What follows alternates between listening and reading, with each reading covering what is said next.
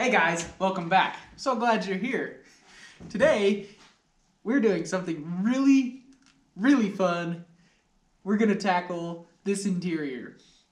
Interiors of old cars gross me out to the max. I think they're so nasty. They smell weird. This one smells like cat piss. Yeah. The dashboard's all gross, it's cracked and broken in a few places. Yeah, interiors are not fun for me. But we're not gonna let that stop us, right?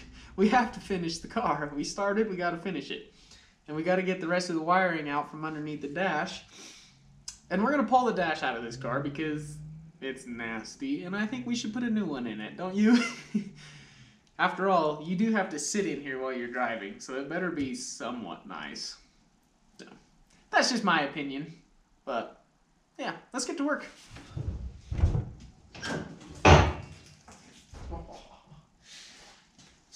Okay, so, first things first, we need to get this junk out of here.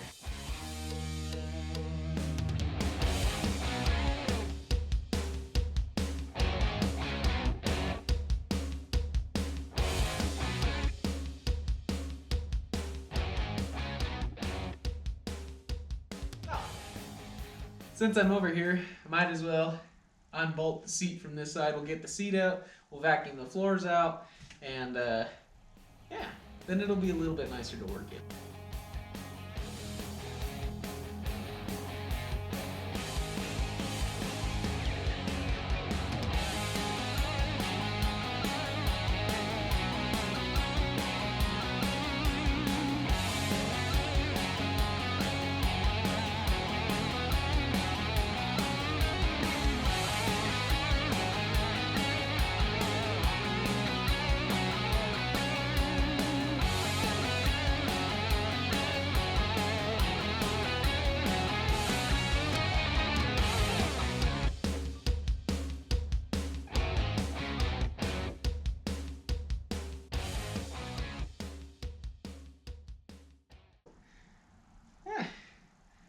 I'm already feeling a little better about the car. I'll feel better after we vacuum it out.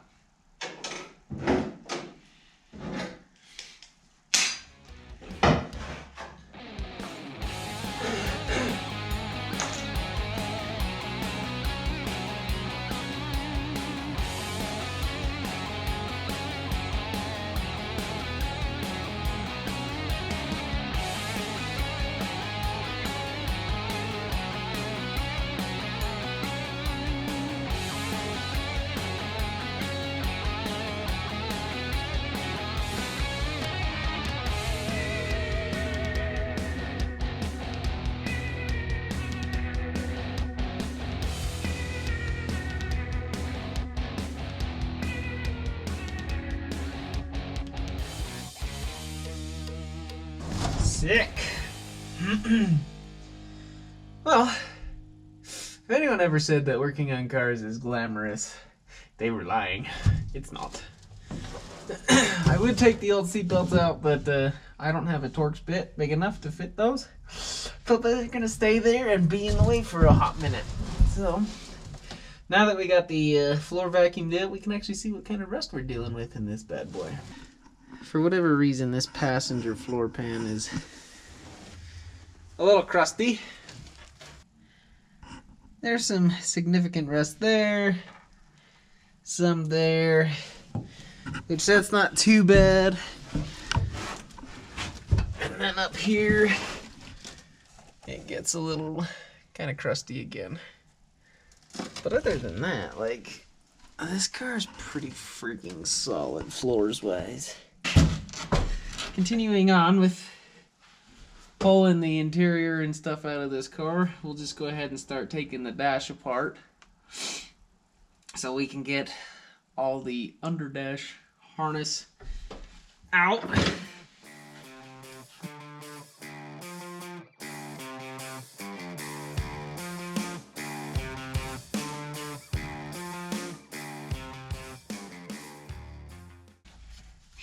Stuff like this we don't want to break or throw away because it's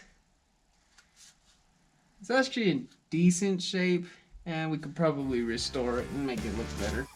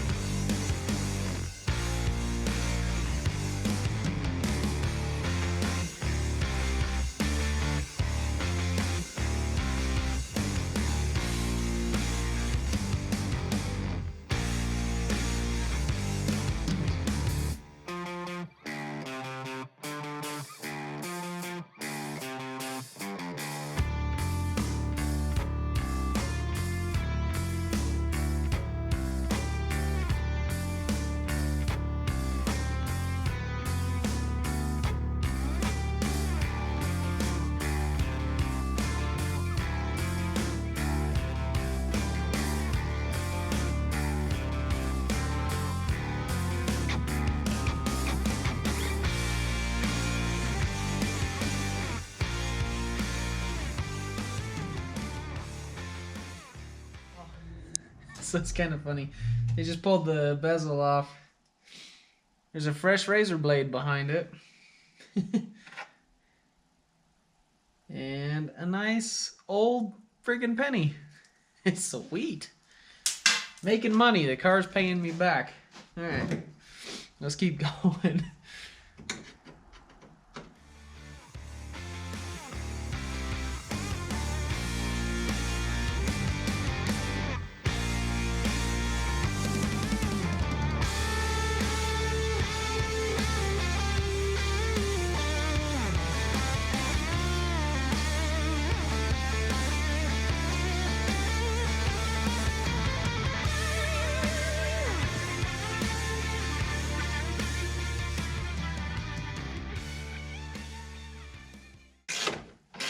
That's the shift indicator there. Okay. Okay, that's broke too. Shocker. There's a whole lot of broken stuff on this car. Well, that's part of building cars.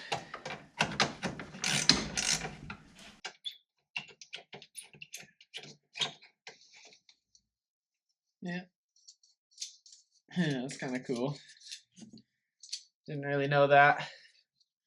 They operate off of a string and a spring.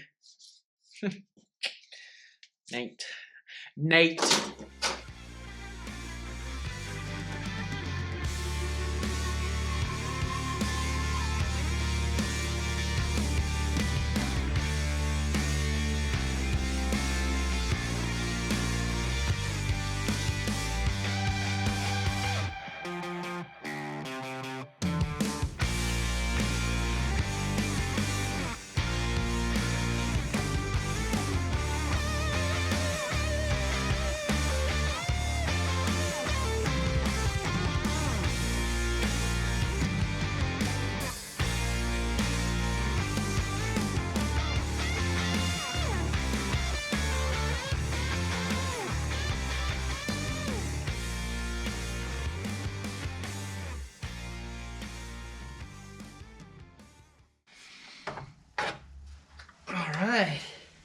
Okay, so now that we have our instrument cluster out and unhooked, we're gonna try and get this nasty dash pad out of here. So looks like there's 4 screws holding it in across the top and a couple bolts in the bottom.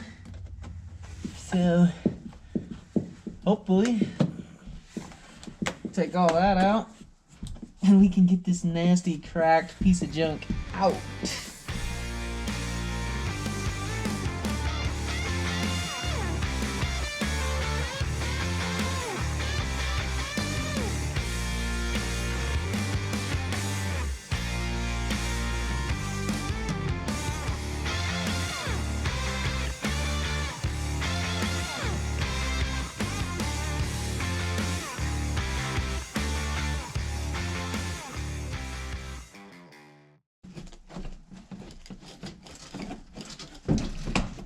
Oh, look at that. Smarty pants. Okay. I think there's just one more on this side. Work out, kids. It's good for you.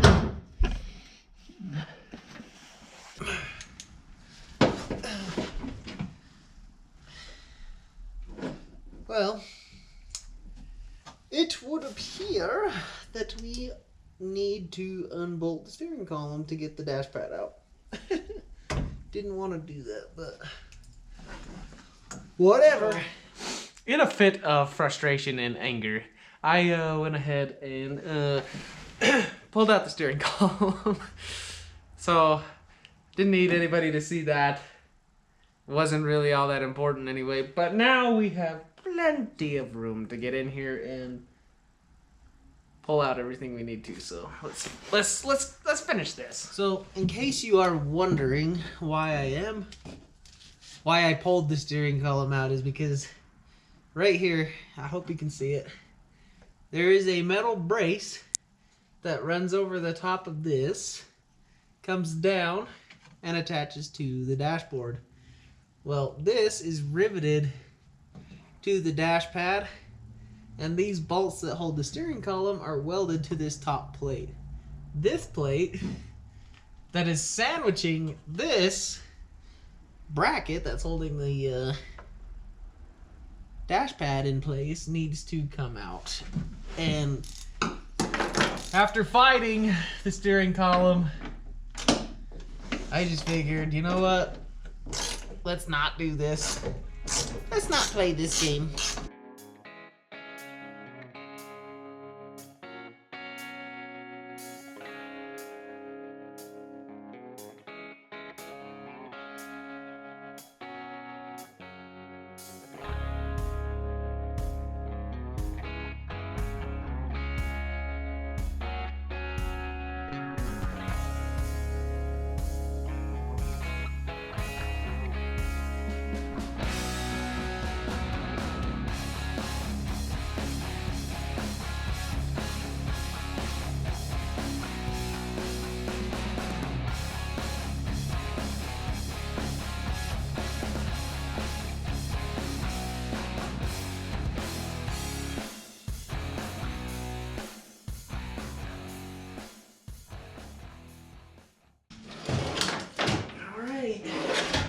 Ho ho!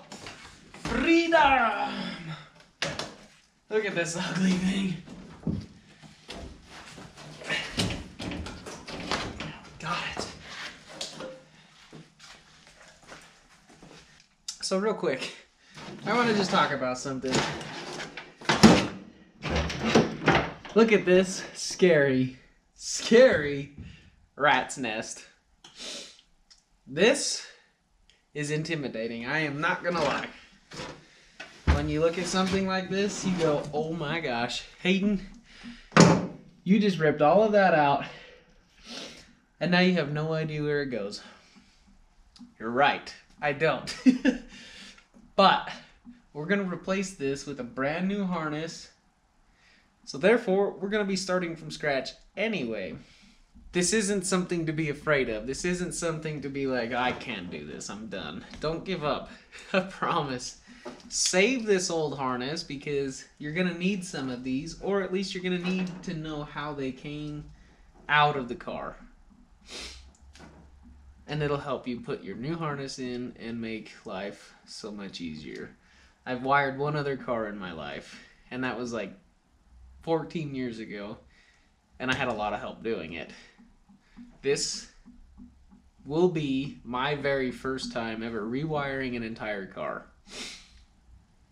But guess what? We're gonna make it happen. It might take a little bit of time, but I know that I have the skills to be able to do this. And so do you. Even if you've never done it before. There's plenty of information out there to help you. So don't be scared.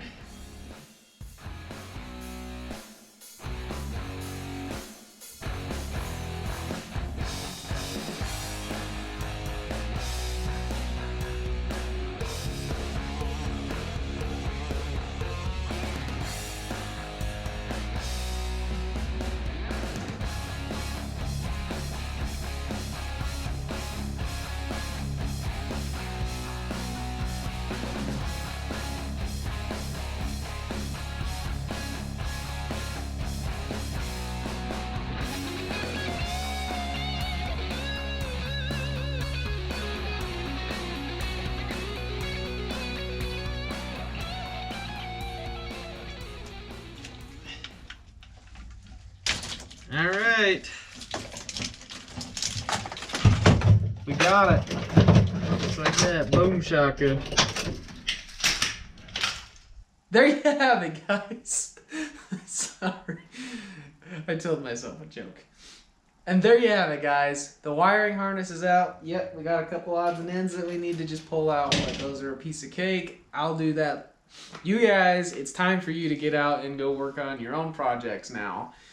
Don't let an old ratty, gross, nasty interior or wiring harness stop you from making progress on your projects. It's not worth it. Just get out there and get it done. Thanks for watching. I really appreciate you guys, and I will see you on the next one.